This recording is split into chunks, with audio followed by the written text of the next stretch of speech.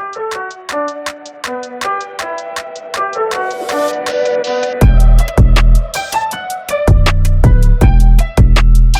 Minute में जादू सा हुआ, तो वो मुझे लगा कि ये तो बड़ी नई चीज है। मंदिर में जाके कसम खा ली है कि मैं ट्रेडिंग नहीं करूंगा। ये लगता है ब्रोकर ने ज्यादा कमाया होगा और मैं तो लॉस में ही रहा। और उन 70 में करीब 60 ऐसे हैं जो प्रॉफिटेबल हैं। ट्रेडिंग की एक ऐसी लत लग गई है कि वो बहुत बड़े बड़े लॉसेस कर रहे हैं। नमस्ते दोस्तों, मैं विजय ठक्कर और आप लोगों का सबका स्वागत करता हूं हमारे एक नए मार्केट और मैं के एपिसोड में। आज के जो हमारे गेस्ट है वो है डॉक्टर अशोक शुक्ला जी और ये 58 इयर्स के हैं। आज हमने वीडियो में बात की है कि इनका जो पास्ट ट्रेडिंग एक्सपीरियंस है वो कैसा था और इन्होंने मुझे एक स्पेशल क्वेश्चन पूछा है कि आने वाले 1 साल में ये रिटायर्ड होने वाले हैं और इनको 1 करोड़ का फंड मिलने वाला है, तो उनको वो फंड से क्या करना चाहिए, ये सारी चीज़ों के बारे में हमने बात की है।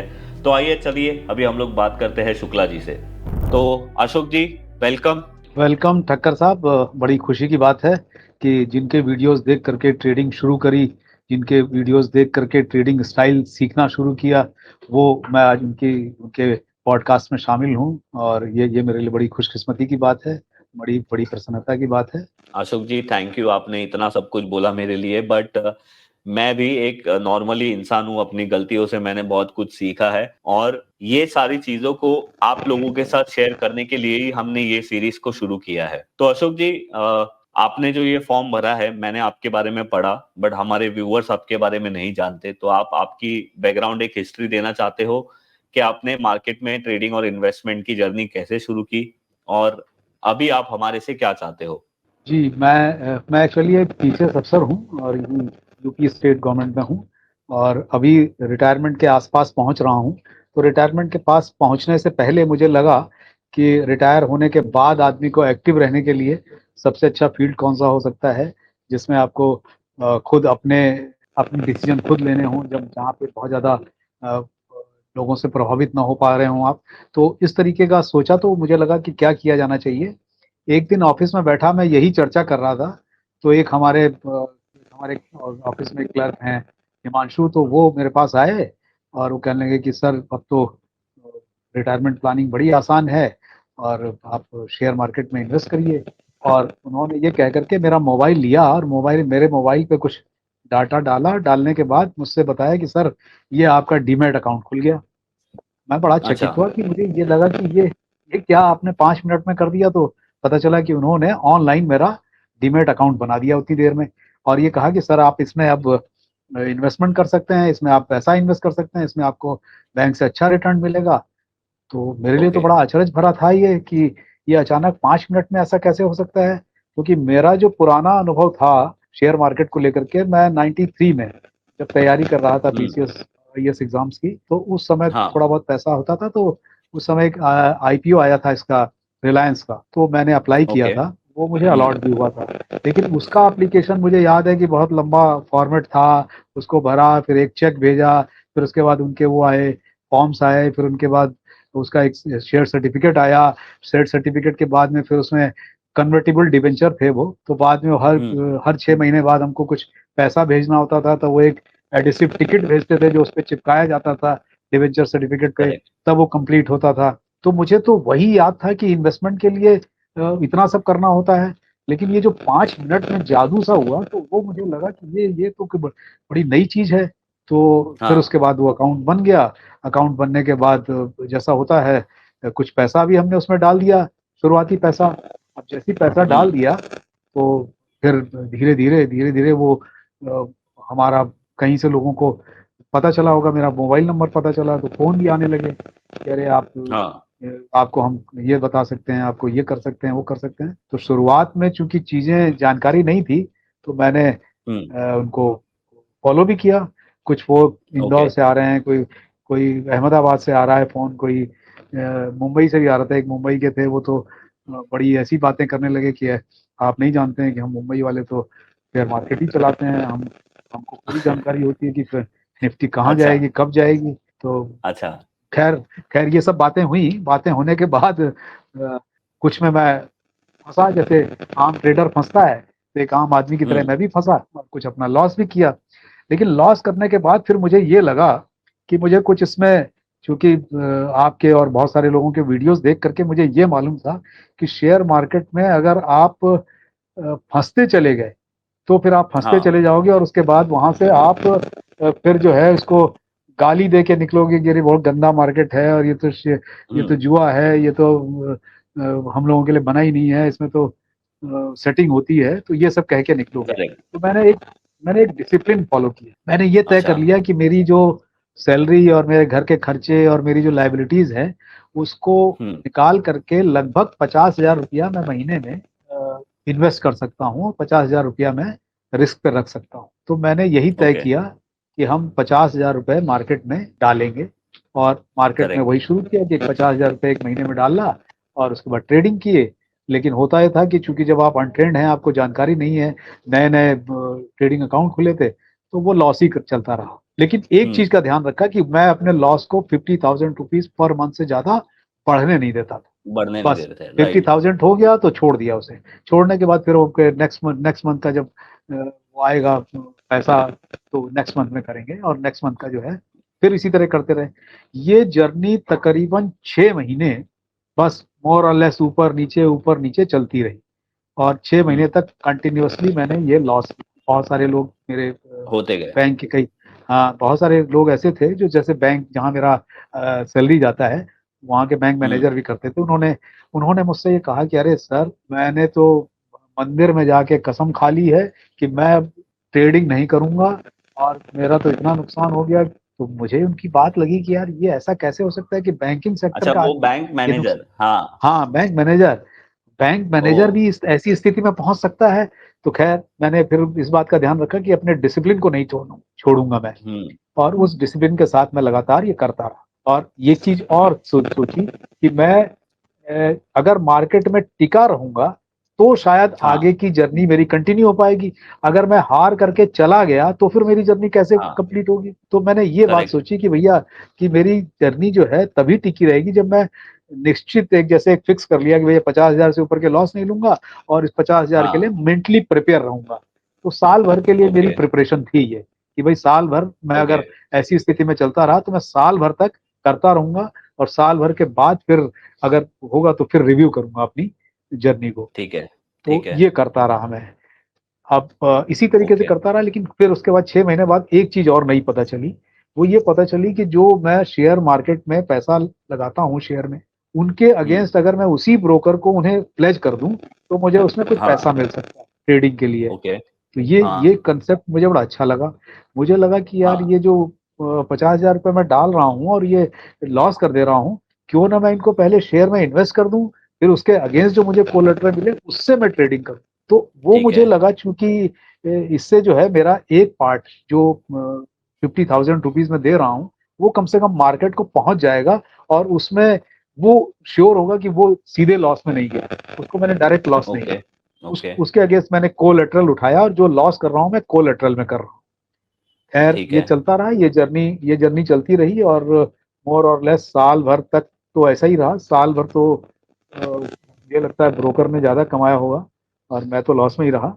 और फाइनली फिर अच्छा। उसके बाद, बाद में स्थिति जैसे बहुत सारी होती हैं कि इंदौर के फोन और सब जगह के फोन ऑन सुन करके अल्टीमेटली आपका एक वीडियो मुझे ध्यान में आया। जैसे हर वीडियोस में आप ये बताते हो कि हम जब किसी शेयर में देखते हैं कि लॉन्ग टर्म का ब्रेकआउट होता है, तो लॉन्ग टर्म के हाँ। हाँ। ब्रेकआउट के बाद जो वो कप की डेप्थ होती है, उस डेप्थ के बराबर हाइट तक वो जाता ही जाता है, मोस्ट प्रोबब्ली करेक्ट। जाता है। हाँ, तो वो मुझे मेरा एक ये, मेथड है, राइट। जी, तो मुझे वो आपका मेथड बहुत अट्रैक्ट किया, और मुझे लगा कि ये मेथड हो सकता है कि इससे ट्रेडिंग करके देखी जाए। तो मैंने बहुत हम्म। सारे शेयर टटोले, जो आप बताते हैं उनको तो देखते ही देखते हैं।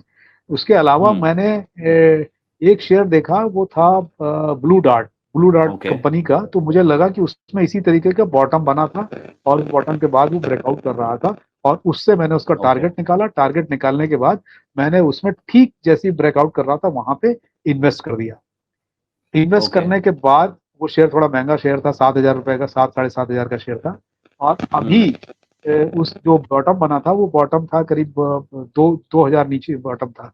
अभी उसने हम्म। 7,000 ने 9,000 के ऊपर निकल गया, मतलब वो बॉटम के बराबर हाइट पाया, और मैं भी उससे निकल गया, चूंकि उसी आपने टारगेट के हिसाब बुक से कर लिया, मैंने उसमें अपना बुक कर लिया। बुक कर लिया जी, उसमें मैंने प्रॉफिट बुक किया। तो बड़ा इंटरेस्ट आया, मुझे लगा कि हाँ ये मेथड काम करता है। तो फिर अब धीरे धीरे मेरा झुकाव इस तरफ होने लगा कि यार ये जो कोलेटरल मनी है, उससे भी क्या हम ऐसा कर सकते हैं कि इस तरीके से शेयर में पैसे लगाएं कि ये, मतलब जैसे जो हमारा राउंडिंग बॉटम बन रहा है, ब्रेकआउट हो रहा है, उस ब्रेकआउट के बाद अब इसमें एक समस्या ये आ रही है, मुझे लगता है कि ये फिक्स नहीं है कि ब्रेकआउट करने के बाद कितने दिन में ये टारगेट पाएगा। करेक्ट, कई बार बहुत जल्दी मिल जाता है, कई बार हो सकता है कि समय लगे। तो और ये जो समय लगे, कोलेटरल राइट। मनी है, अगर कोलेटरल मनी को आपने इस्तेमाल कर लिया तो इस पे ये ब्रोकर वो चार्ज करते हैं, इंटरेस्ट चार्ज करते हैं। हाँ, वो लोग इंटरेस्ट चार्ज करते हैं, राइट। जी, तो मुझे लगा जनरली कि फिर ये 18% जो होता है है, साल का। हाँ हाँ, तो मुझे लगा कि फिर छोड़ो अभी इसको। तो यही सब जर्नी चल रही है, अभी फिलहाल चल रही है। अभी मैं शेयर मार्केट का तो स्टूडेंट हूँ, भले उम्र में आपसे ज्यादा हूँ, आप मेरी हम्म। बेटे की उम्र की हो सकते हैं, लेकिन सर आपकी शेयर मार्केट एज क्या में है सर? मेरी एज 58 ईयर्स है। राइट सर, तो 58 मैं साल आपके का मैं बेटे की हो रहा उम्र हूँ। का ही हूँ। तो मैं जो है 58 साल का हो रहा हूँ, और वही अब प्लान कर रहा था कि रिटायरमेंट के बाद मुझे एक अच्छा फंड मिलने वाला है। मेरी सर्विस का जो मेरा डिपॉजिट है, पीपीएफ है, जीपीएफ है, वो करीब 1 सीआर के लगभग मुझे मिलेगा।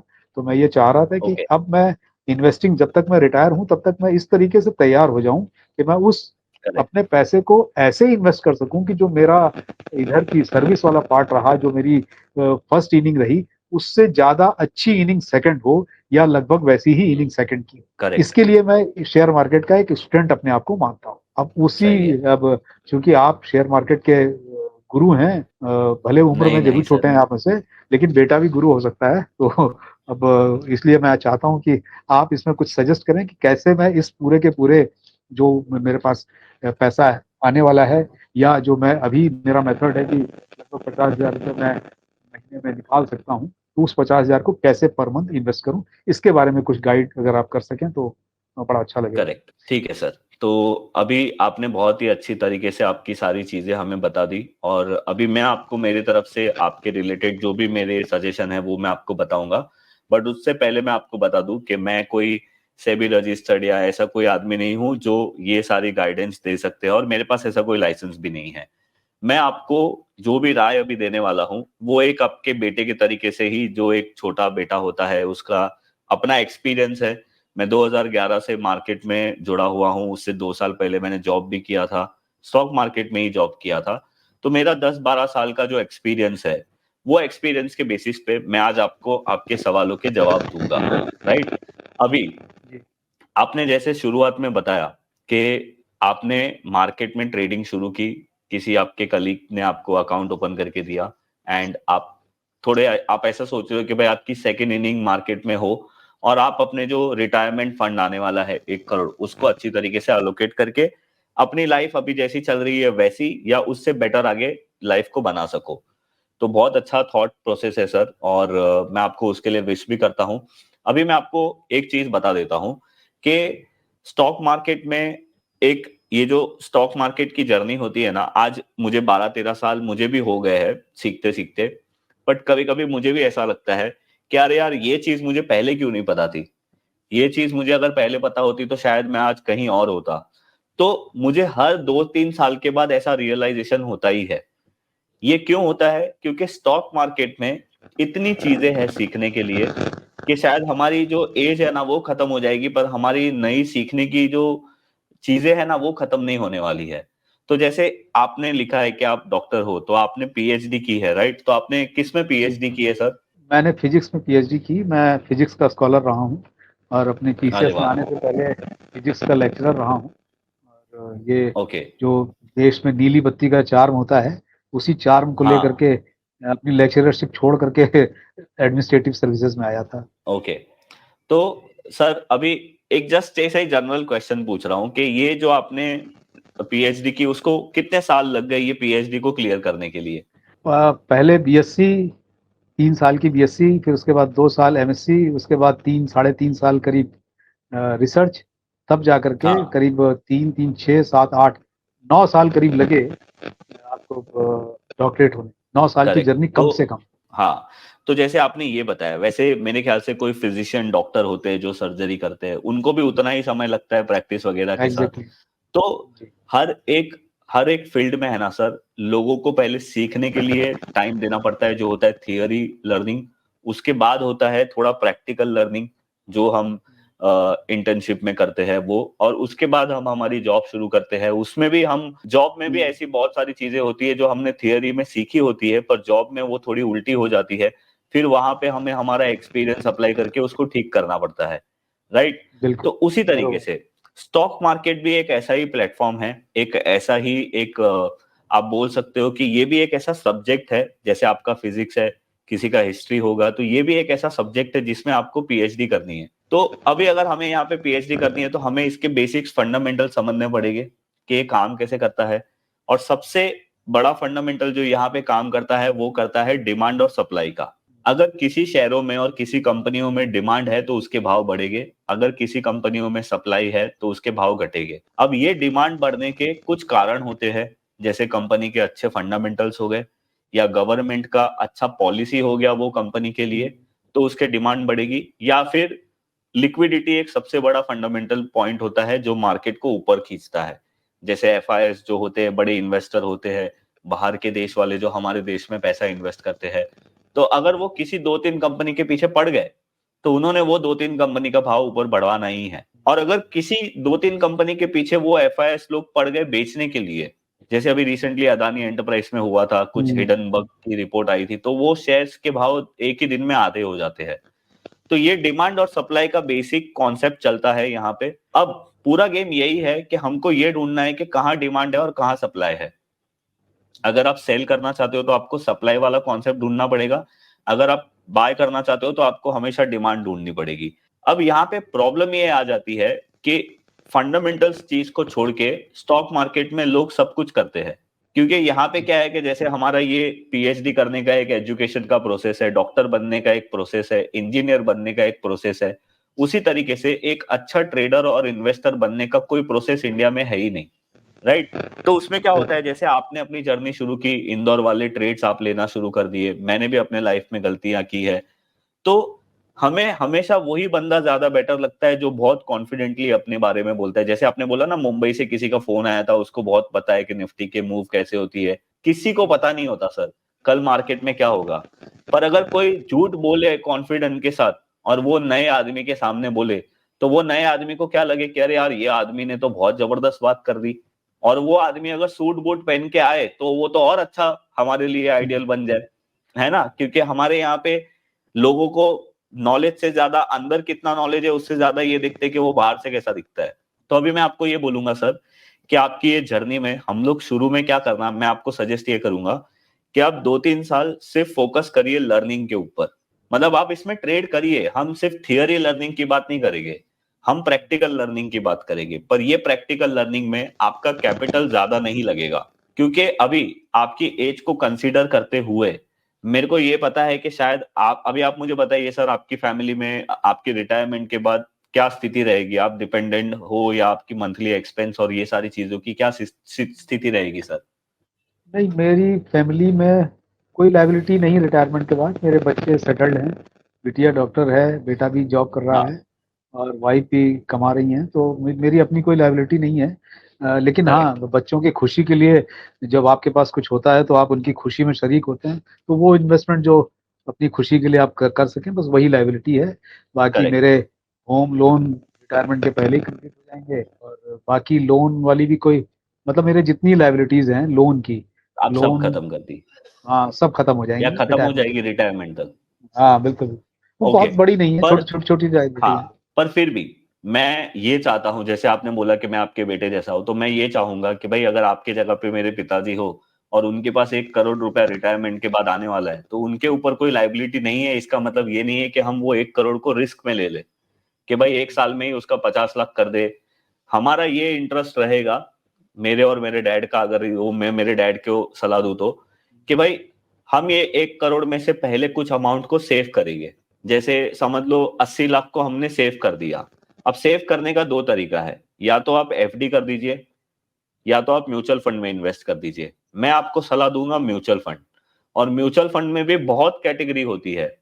लार्ज कैप म्यूचुअल फंड होता है, हाइब्रिड होता है, मिड कैप होता है, स्मॉल कैप होता है, माइक्रो कैप भी होते हैं। अभी तो खैर आईपीओ वाले भी म्यूचुअल फंड बहुत सारे आए हैं, सेक्टर वाले भी म्यूचुअल फंड होते हैं।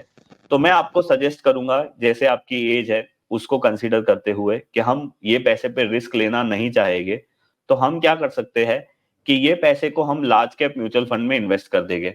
अब हम यहाँ पे ये ध्यान रखेंगे कि ये पैसे को आने वाले 10 साल के लिए आप इसको विड्रॉ तो कर सकते हो, आपने आज आज इन्वेस्टमेंट किया, आप 1 महीने बाद विड्रॉ कर सकते हो, पर आप बैक ऑफ जी द माइंड ये थॉट में रखना कि भाई मुझे ये 10 साल के लिए ये पैसे को हाथ नहीं लगाना है, राइट। तो ये बिल्कुल। एक हो गया श्योरिटी कि भाई मैं अपने तरफ से कमिटमेंट लेता हूं कि मैं ये पैसे को विड्रॉ नहीं करूंगा। तो वो पैसे आपके मेजर जो आपका रिटायरमेंट का प्लानिंग का आपका जो फंड है, जो आपको आगे लाइफ में कभी भी काम आ सकता है, हमें क्या पता आगे जाके क्या हो, तो वो पैसा हमारा सेफ हो जाए। अब ऐसा देखा गया है कि large cap fund generally CAGR return 12% का रिटर्न देते हैं हर साल। मतलब हर साल तो नहीं बोल सकते, सीएजीआर रिटर्न 12 होता है, मैं 12 सबसे कम पकड़ रहा हूं। अच्छे टाइम में ये 14, 15 या 13 भी जा सकते हैं। अब सीएजीआर रिटर्न का मतलब क्या होता है ना, अभी 10 साल के लिए मार्केट तो तेजी में रहेगा नहीं। ऐसा हो सकता है कि भाई 3 साल बाद मार्केट में एक गिरावट आए, बाद में वापस चले, वापस गिरे, वापस चले। तो जैसे हर हम लोग बोलते हैं ना, स्विमिंग पूल में एवरेज डेप्थ 6 फुट है, तो पहले वो 1 फुट का डीप होगा, फिर 2 फुट होगा, फिर 3 फुट होगा, फिर 4 फीट, ऐसे करते करते शायद 15 फुट के आगे तक होगा, पर एवरेज बोलते हैं 6 है। तो उसी तरीके से ऐसा देखा गया है कि लार्ज कैप म्यूचुअल फंड में अगर आप इन्वेस्टेड रहते हो 10 साल के लिए, तो आपको सालाना 12% सीएजीआर रिटर्न मिलेगा। अब आप इसमें एक ऑप्शन और ऐड कर सकते हो कि आप इसमें से 5% का हर साल एसडब्ल्यूपी कर ले। एसडब्ल्यूपी का मतलब क्या होता है, सिस्टमेटिक विड्रॉल प्लान। अब सिस्टमेटिक विड्रॉल प्लान ये होता है कि भाई आपका फंड 12% से ग्रो हो रहा है, आप उसमें से हर साल 5% निकालोगे। आपका जो भी मंथली एक्सपेंस है, भले आपकी लाइबिलिटी कुछ नहीं है, बट भाई कहीं यहाँ जाना हो गया, कहीं होटल गया, कहीं कुछ खाया, कहीं कुछ पिया, कभी कुछ लेना है करना है, तो उसके लिए पैसा लगेगा।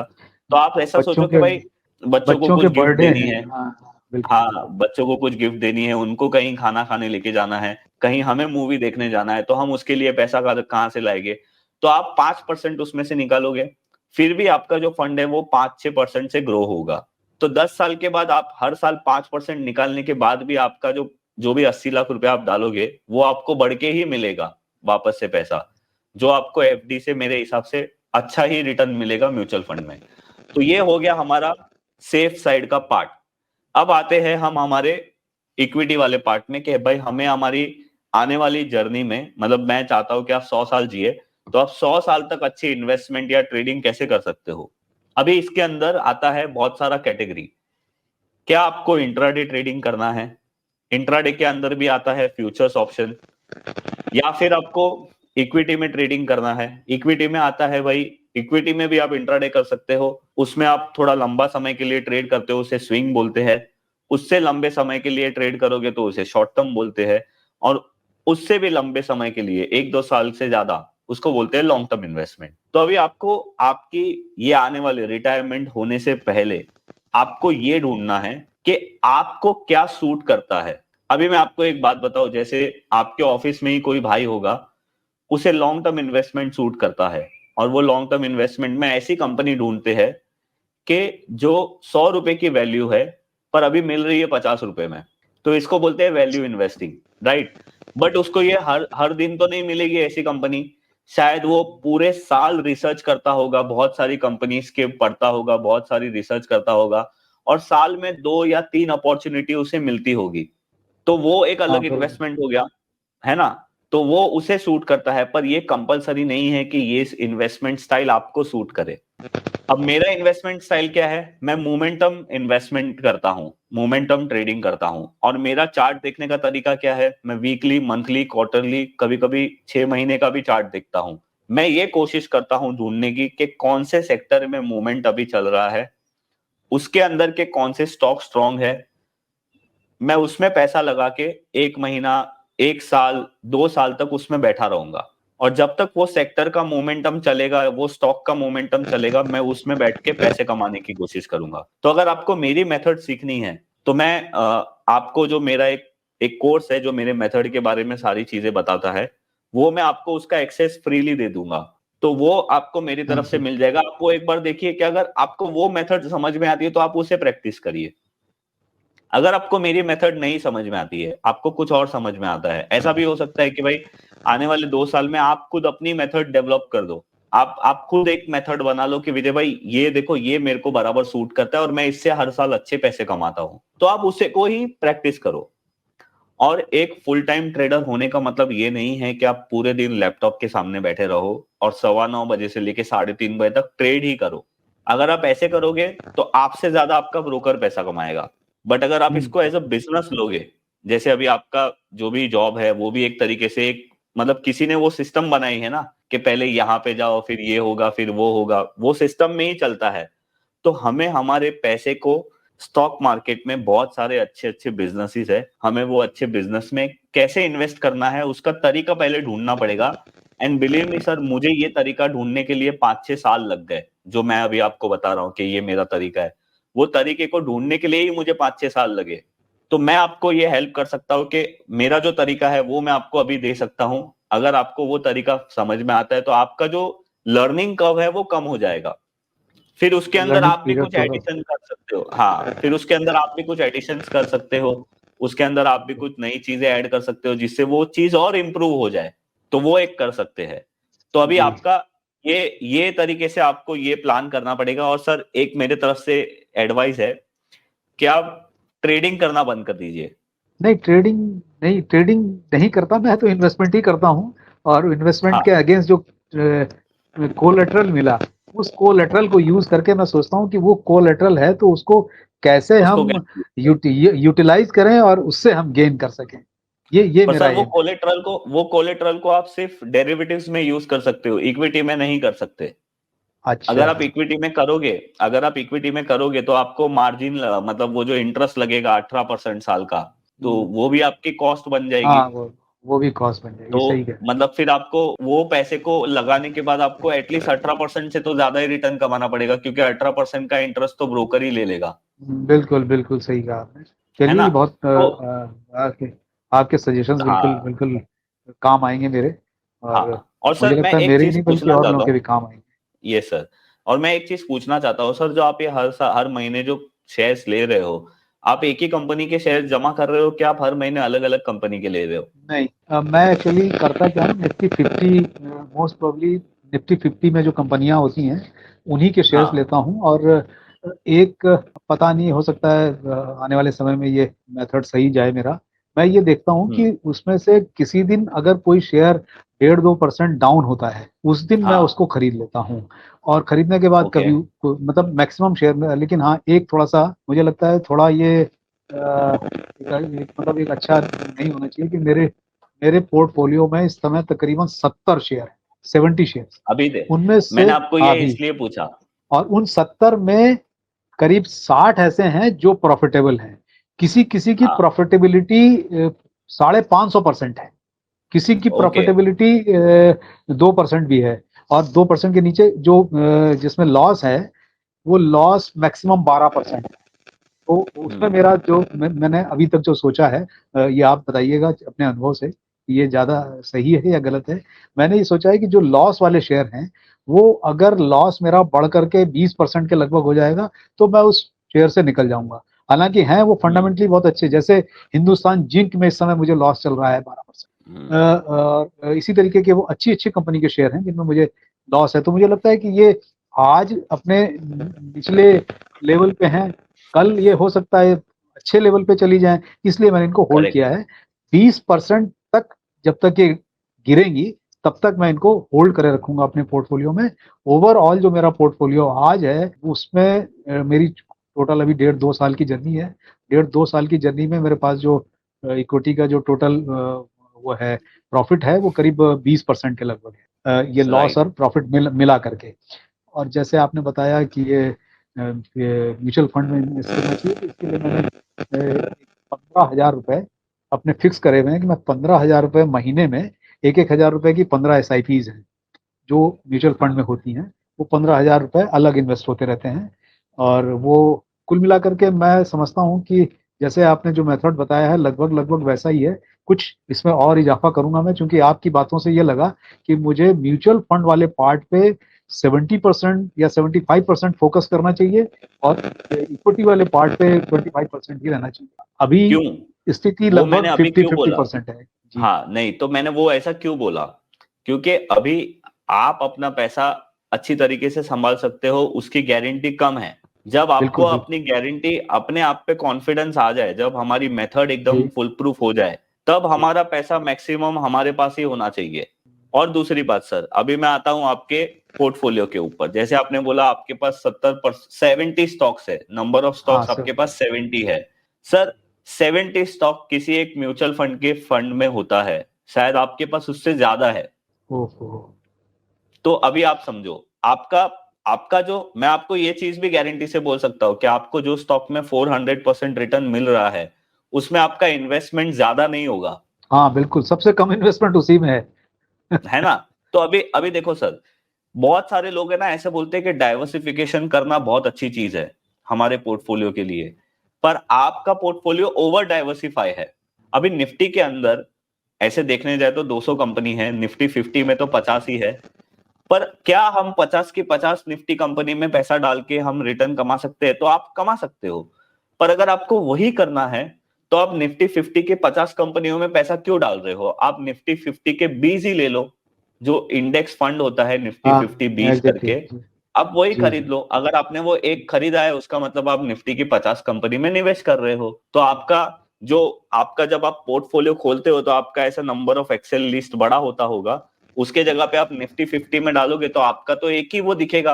आपके जितने हैं 1 करोड़ 2 करोड़ सिर्फ एक ही स्लाइड में दिख जाएगी आपको। और आप अगर इतना सब करके भी आपका 20% रिटर्न है, तो लास्ट ईयर मार्केट ने भी तो ऑलमोस्ट सेम ही रिटर्न दिया है। तो अगर आपने निफ्टी 20 में पैसा इन्वेस्ट किया होता तो भी आपको सेम रिटर्न मिलता।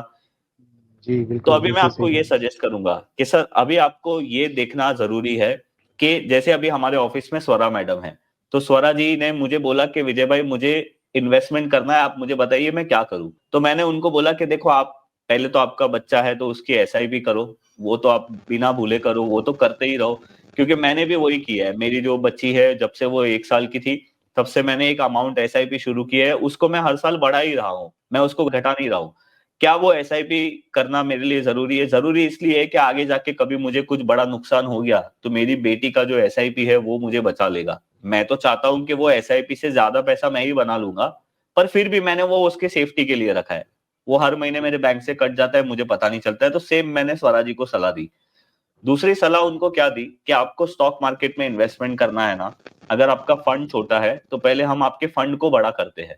कैसे करेंगे? क्या हम लोग ऑप्शन ट्रेडिंग करके इनके फंड को बड़ा करेंगे? नहीं कर सकते। उनका फंड बड़ा होने की जगह पे पता चला गायब हो जाएगा। तो हमने क्या किया, हमने 3 कंपनी को निकाला, और उसका बेसिस ये है कि हमने एचडीएफसी लाइफ, डाबर, और एक दूसरी कंपनी है जिसका नाम मैं भूल रहा हूँ, आई थिंक वो टाटा मोटर थी। तो हमने वो कंपनीज में स्वराज जी का हर महीने का जो भी 20,000 रुपया उनका डेडिकेटेड अमाउंट था, वो 20,000 इक्वल डिवाइड करके वो तीनों कंपनी में हम लोग हर महीने वो स्वरा मैडम कर लेती है। तो धीरे धीरे करते करते स्वराज जी का जो पोर्टफोलियो है वो 7-8 लाख का बन गया। और अभी उनके एचडीएफसी लाइफ की जो प्रॉफिटेबिलिटी है वो भी बढ़ गई, क्योंकि उनका बाइंग प्राइस बहुत एवरेज कर करके नीचे आ गया। अब लॉन्ग टर्म में तो वो कंपनी चलने ही वाली है। उसका लॉजिक ये है कि भाई अभी तो हमारे इंडिया में इंश्योरेंस को कोई कंपलसरी लेता नहीं है अपनी सेफ्टी के लिए। सिर्फ हम लोग कार इंश्योरेंस, बाइक इंश्योरेंस लेते हैं क्योंकि पुलिस ना पकड़ ले। कोई हेल्थ इंश्योरेंस और हाँ अपना जो टर्म प्लान है वो अपने समझ से नहीं लेता है। पर आगे जाने के बाद ये सारी नॉलेज आने वाली है लोगों को, तो वो लोग लेंगे। और एलआईसी के बाद सबसे बड़ी कंपनी एचडीएफसी लाइफ है। तो लॉन्ग टर्म के इन्वेस्टमेंट से वो कंपनी में इन्वेस्ट किया है। डाबर में इसलिए किया क्योंकि वो कंजम्पशन की अच्छी कंपनी है, तो वो भी कंसिस्टेंटली ग्रो करेगी। टाटा मोटर में इसलिए किया कि टाटा मोटर भी एक ऑटो सेक्टर में अच्छी कंपनी है जिसने टर्न अराउंड किया है खुद को ही। जो लॉस मेकिंग कंपनी थी अभी प्रॉफिट मेकिंग हुई है। तो अभी स्वराज जी का हर इन्वेस्टमेंट ये 3 कंपनी में ही है, इससे बाहर वो जाएगी ही नहीं। तो आगे जाके उनका फंड 20 लाख हो गया, 30 लाख हो गया, 40 लाख हो गया, तो ये 3 कंपनी में होगा। हाँ, इन फ्यूचर अगर किसी ये तीनों कंपनी में से एक कंपनी में स्कैम निकल गया बड़ा, जो हमें पता नहीं है, तो वो टाइम पे हम उसको एग्जिट करके कहीं और शिफ्ट कर सकते हैं। तो वही सेम चीज मैं आपको सलाह करूंगा कि सर आप है ना अगर 3 नहीं पर एटलीस्ट 10 या 10 तो मिनिमम, उससे ज्यादा नहीं और उससे कम नहीं। आप अपना जो पूरा मैक्सिमम। पैसा है वो 10 कंपनी में फोकस करो। और एक चीज, वो कंपनी में इन्वेस्टमेंट करने के लिए हमारा लॉजिक क्या होना चाहिए कि भाई वो गवर्नमेंट के कंट्रोल में नहीं होनी चाहिए, क्योंकि जब गवर्नमेंट बदलती है तो कंपनी की हालत भी ऊपर नीचे हो जाती है। जी। राइट, किसी गवर्नमेंट ने इंफ्रा पे ज्यादा ध्यान दिया तो इंफ्रा स्टॉक चलेंगे, और अगर कोई दूसरी गवर्नमेंट आ गई वो बोलेगी कि इंफ्रा में ध्यान ही नहीं देना है, तो 5 साल के लिए तो वो चलेगा ही नहीं। तो हमें एवरग्रीन स्टॉक्स को सिलेक्ट रखना है हमारे पोर्टफोलियो में, जैसे जो हमेशा चलते हैं, हिंदुस्तान यूनिलीवर हो गया, कोलपाल हो गया, डाबर हो गया, जैसे मैंने इंश्योरेंस वाला सेक्टर बोला, या आपके दिमाग में ऐसा सेक्टर है जो आगे जाके अपना इंडिया में ग्रोथ स्टोरी का पार्ट बनेगा, उसमें आप पैसा डाल सकते हो। तो इस तरीके से आपका पोर्टफोलियो डाइवर्सिफाई भी है, पर एक तरीके से कॉन्सेंट्रेट भी है। दूसरा, जो आपने बोला आपने म्यूचुअल फंड में एसआईपी शुरू की है पर 15 एसआईपी करते हो, ये भी एक तरीके से बहुत बड़ा डाइवर्सिफिकेशन है। अभी मैं आपको एक होमवर्क दूंगा, वो आप करना सर। आप 15 म्यूचुअल फंड्स की ये निकालना कि उनके पोर्टफोलियो में स्टॉक्स कौन से हैं और कितने हैं। मैं आपको ये चीज बता सकता हूं कि आधे लोगों के स्टॉक सेम हो गए। तो अगर आपका वो 15 म्यूचुअल, अगर वो मिड कैप और स्मॉल कैप है तो वो ऑलमोस्ट सेम होगा, लार्ज कैप है तो भी सेम ही होगा। तो 15 म्यूचुअल फंड में इन्वेस्टमेंट करने का कोई लॉजिक नहीं है। वहां पे भी मतलब मेरी बेटी की एसआईपी चलती है 15,000 की, तो वो सिर्फ एक ही म्यूचुअल फंड में है। और मैंने ऐसा सोचा है कि मैंने ये म्यूचुअल फंड में इसलिए पैसा इन्वेस्ट किया है क्योंकि इसका फंड मैनेजर अच्छा है, इनका जो पर्सनल फंड है वो म्यूचुअल फंड में ज्यादा है, और इनकी हिस्ट्री बहुत बड़ी है पहले की, तो आगे भी अच्छी ही होगी। तो ये मैं अपने तरफ से करता हूं, तो ये भी मैं आपको सजेस्ट करूंगा। जी, बिल्कुल, बड़ा तो वैल्यूएबल इससे क्या होगा ना। सजेशन है आपका। अब जैसे आपने सॉरी। जो आपने जो स्वरा मैडम के लिए जो सजेशन दिए, लकीली ये तीनों शेयर मेरे पोर्टफोलियो में भी हैं। उनमें से डाबर अभी डाउनवर्ड में है, डाबर अभी 1 या 2% लॉस पे चल रहा है। बाकी जो 2 शेयर हैं वो दोनों अच्छे अच्छे उसमें हैं। तो लेकिन हाँ, तो ये मुझे लगता था कि अपने पोर्टफोलियो में ये जो 70 शेयर हैं, इनको घटा करके मैंने सोचा था 20-25 करूंगा, लेकिन आपने सजेशन दिया 10 करूंगा, तो इनको मैं घटा के 10 करूंगा। अब आप शुरू शुरू 20-25 से करो, जैसे आपका एक्सपीरियंस बढ़ेगा आपके नंबर ऑफ स्टॉक्स कम होने चाहिए, क्योंकि सर पैसा कंसंट्रेशन से बनता है, डाइवर्सिफिकेशन से नहीं बनता है। राइट। और बिल्कुल। स्वरा जी को मैंने एक टारगेट दिया है कि भाई आपको 5,000 एचडीएफसी लाइफ जमा करने हैं, आपको 2,000 डाबर जमा करने हैं। अब वो अपने इन्वेस्टमेंट उनकी चलती रहेगी, वो धीरे धीरे होता रहेगा। अब इसमें फायदा क्या होता है, स्वरा जी का ध्यान पूरे दिन स्क्रीन पे नहीं होता, वो एक इन्वेस्टमेंट कर भी रहे हैं बट वो पैसिव कर रहे हैं। अभी उनको डिविडेंड मिलते हैं तो अभी वो डिविडेंड का वैल्यू भी अच्छा खासा हो जाता है, क्योंकि अभी उनके पास नंबर ऑफ क्वांटिटी बढ़ गई है। तो ये धीरे धीरे, मैंने क्या बोला कि सर ये पूरी एक जर्नी है, ये जर्नी को पार करने के लिए बहुत टाइम लगता है। ये जर्नी हम लोग रातों रात ऑप्शन ट्रेडिंग करके या ट्रेडिंग नहीं करके पा हम सकते। नहीं कर सकते, नहीं पा सकते। ये इम्पॉसिबल है सर। बिल्कुल बिल्कुल। बिल्कुल सही कहा है ना आपने। और सर। मुझे एक चीज, चूंकि मैं एडमिनिस्ट्रेटिव सर्विस में हूँ, चूंकि सोशल मतलब कई बार गांव देहात में जाना होता है, तो मुझे ये लगता है कि इस विषय पे हम लोगों को और सोचना चाहिए कि जो ये ट्रेडिंग अकाउंट बहुत आसानी से बन रहे हैं, और जो गांव गांव में बच्चे डीमैट अकाउंट खोल करके जो थोड़ा थोड़ा पैसा है, 10,000, 15,000, 20,000, वो गंवा करके फिर उसके बाद चुपचाप बैठ जा रहे हैं। तो मुझे लगता है इसमें जो एजुकेशन का पार्ट है शेयर बहुत मार्केटिंग के इंपॉर्टेंट है। लिए, वो बहुत इंपॉर्टेंट है। उसको मैं तो ये चाहूंगा कि मेरा रिटायरमेंट के बाद का कुछ ऐसा हो कि मैं लोगों को जागरूक भी कर सकूं। अपना तो मेरा जो होगा वो तो है ही, उसके अलावा मैं लोगों को जागरूक कर सकूं, ये भी मेरा एक पार्ट होने वाला है आगे आने वाली लाइफ में। जरूर सर, और मैं उसके लिए आपको बेस्ट ऑफ लक विश करता हूं। और उसी के रीजन से हमने ये सीरीज को शुरू किया है कि हम लोगों की बातें सुनेंगे और उनकी प्रॉब्लम समझने की कोशिश करेंगे। और बिलीव मी सर, अभी तक मैंने जितने भी वीडियो रिकॉर्ड किए हैं ना, जितने भी भाई, जितने भी मेरे दोस्त अभी तक ये वीडियो में आए हैं, उसमें से 90% लोगों की प्रॉब्लम यही थी कि वो ट्रेडिंग कर रहे थे, उनको लॉस हो रहा था, उनको बहुत लेट समझ में आया। तो अगर यही चीज है, अभी रिसेंटली मैंने एक वीडियो देखा था, किसी रिपोर्टर ने किसी आदमी को ऐसे ही पूछा था और उसने बोला था कि उसने 96 लाख लॉस कर लिया था एक बैटिंग ऐप में, और वो लड़का बोल रहा था कि मैंने बहुत लोगों से पैसे ले लेके किसी को फ्रॉड कर करके पैसे डाले बैटिंग ऐप में और मैंने लॉस कर लिया। अब आप बताइए सर, वो एक लड़का, यंग लड़का था, हम्म। अब उसने 96 हाँ लाख का लॉस कर लिया है। तो मतलब बिल्कुल। मैं सोचता हूँ कि हमारी जनरेशन कहाँ जा रही है। हाँ नहीं, हमारे यहाँ फाइनेंशियल एजुकेशन की बहुत ज़रूरत है, और इस समय सोसाइटी को विशेष ज़रूरत है। दूसरा, एक लकीली समय ज़्यादा ना हो तो मैं एक छोटी सी बात बताना चाह रहा हूँ। हाँ मेरा बताइए सर। भतीजा जो है, मेरा भतीजा आर्मी ऑफिसर है, और आर्मी हम्म। ऑफिसर होने के साथ वो डॉक्टर भी है। तो हम्म। वो बता रहा था कि इस समय लेटेस्ट ट्रेंड ये हो गया है कि आर्मी में जो बंदे हैं, सिपाही भर्ती होते हैं, जो सैनिक हैं, उनके अंदर ये ट्रेडिंग की एक ऐसी लत लग गई है कि वो बहुत बड़े बड़े लॉसेस कर रहे हैं। उसके हम्म। सामने एक इवेंट ऐसा आया था कि एक सिपाही ने, बॉर्डर पे तैनात था, उसने सुसाइड कर लिया था, और उसको डॉक्टर, एज ए डॉक्टर उसे कॉल पे जाना पड़ा वहाँ। तो वहाँ जा करके उसने देखा कि हैंग किया हुआ है वो, और हैंगिंग के साथ उसका, उसके पास जो डायरी थी, उस डायरी में वो सब हम्म। हिसाब लिखा था कि किससे उसने कितने पैसे लिए हैं और किसके कितने पैसे उसने लगाए हैं। तो वो ये लगा कि बहुत सारा पैसा लोगों का उधार लेके उसने लगा दिया, और लगाने के बाद लाइबिलिटी इतनी ज्यादा बढ़ गई कि उसको संभाल नहीं पाया, करेक्ट। अल्टीमेटली उसने हाँ। अपनी लाइफ ली। तो इसलिए मुझे तो लगता है कि ये एजुकेशन का पार्ट बहुत इंपॉर्टेंट है। और जो हमारे आर्म फोर्सेज हैं, उन आर्म फोर्सेज में ये इसको लत कहें या इसकी बैड हैबिट कहें, या हम्म। मतलब ये कहें कि लोग बिना जानकारी के कूदते जा रहे हैं, ये बहुत ज्यादा हो रहा है। इस पे जरूर जो है कुछ सोचने की जरूरत है, एजुकेशन की राइट जरूरत सर। तो सर ये एक तरीके से है ना, जो ट्रेडिंग करने की लत और जुए की लत है ना, एक तरीके से स्लो पॉइजन, एक कैंसर होता है जो हमारे जनरेशन, यंग जनरेशन के अंदर ये घुसते जा रहा है। तो चलो ठीक है, हम कोशिश करेंगे कि हमारी ये जो सीरीज है उससे हम लोगों को जागरूक कर सके। और thank you very much sir, आपने हमारी ये वीडियो में पार्ट किया और आपने बहुत सारे अच्छे क्वेश्चन पूछे। आई होप आपको आज का जो भी हमारा सजेशन था वो वैल्यूएबल लगा हो। और अगर आपको इन फ्यूचर कोई और दूसरी भी प्रॉब्लम हो तो आप हमें कांटेक्ट कर सकते हो।